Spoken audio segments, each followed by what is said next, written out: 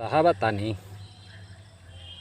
dalam situasi budidaya tanaman cabai kita sering mengalami serangan-serangan jamur dan pertumbuhan tanaman kurang maksimal.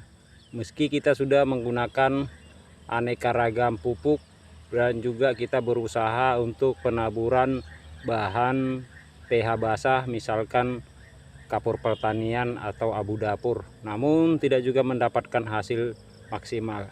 Untuk itu sahabat tani, saya akan membongkar tips yang paling sangat mudah dipahami, namun manfaatnya sungguh luar biasa ya sahabat tani.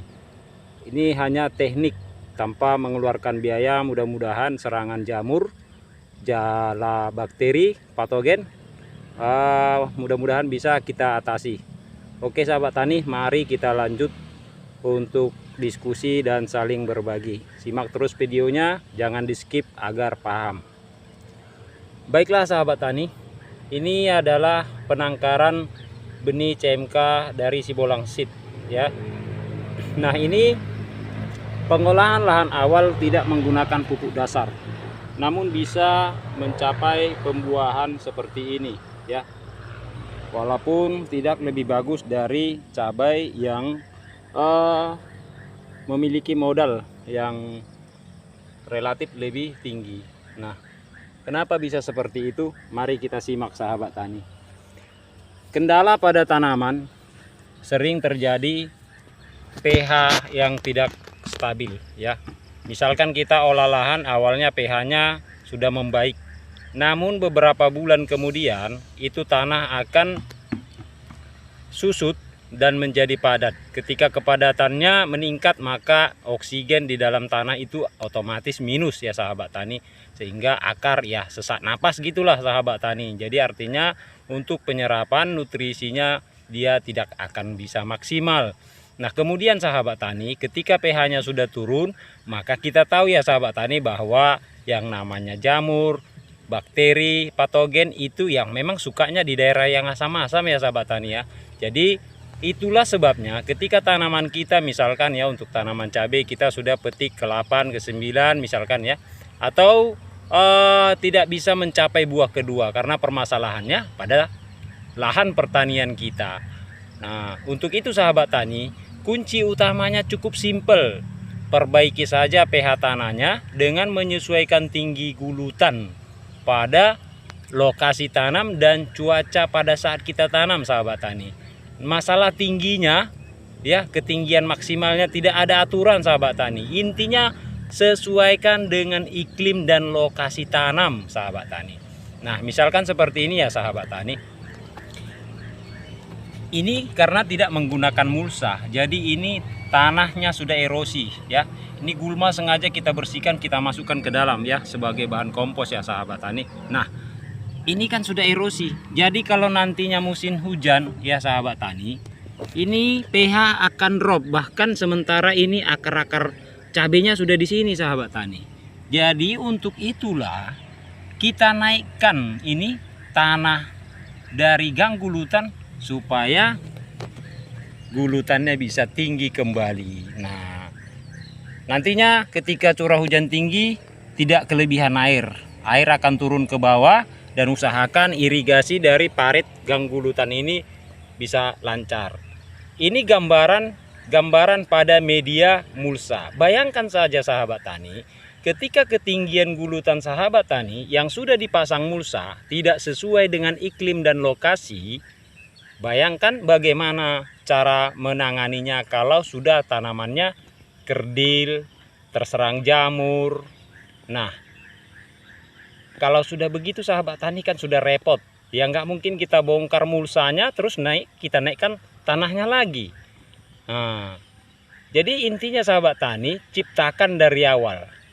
Tafsir dia sahabat tani, pH bisa bertahan paling sekecil-kecilnya di angka 6 ya sahabat tani. Kisaran di kedalaman 15 cm. Ingat, 15 cm dari permukaan tanah.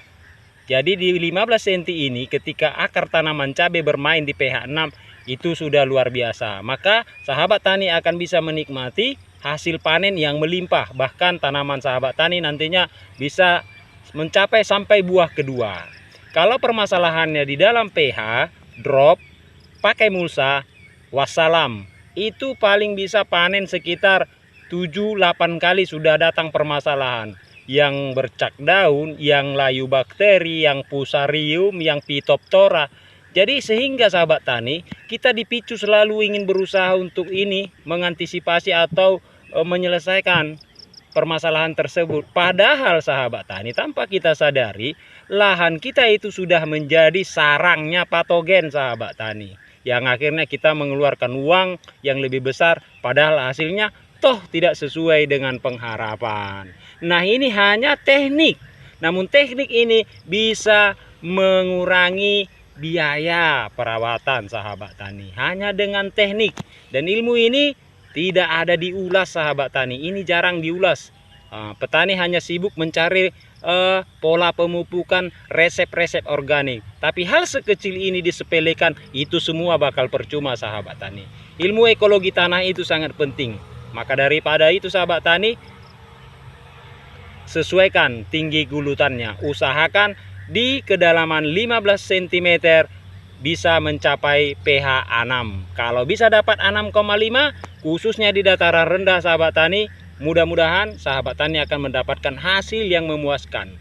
Kenapa sahabat tani? Karena ketika pH-nya netral atau normal, untuk budidaya tanaman cabai di angka 5,5 hingga 7, dengan sendirinya nutrisi atau unsur hara yang ada di tanah itu akan bisa diserap oleh tanaman. Dan kemudian kita colok dikit aja dengan kimia sintetis atau kolaborasi dengan bahan organik semisal VOC, kompos, dia akan mendapatkan reaksi yang sangat baik sahabat tani. Langsung dicerna gitu sahabat tani. Jadi artinya sedikit pupuk, tapi kalau umpamanya memang pas di media tanam yang subur, maka hasilnya akan mendapatkan hal positif untuk tanaman cabai. Tapi ketika pH-nya drop, kita kasih pupuk yang ningrat, yang mudah larut sekalipun, itu tidak akan diserap secara sempurna sahabat tani. Jadi tips ini kecil, tapi jangan disepelekan. Semoga sahabat tani bisa mendapatkan hasil maksimal dengan penjelasan singkat. Maaf untuk video ini, saya sebagai seorang petani, serangkap perilis benih, memiliki kesibukan yang sangat padat.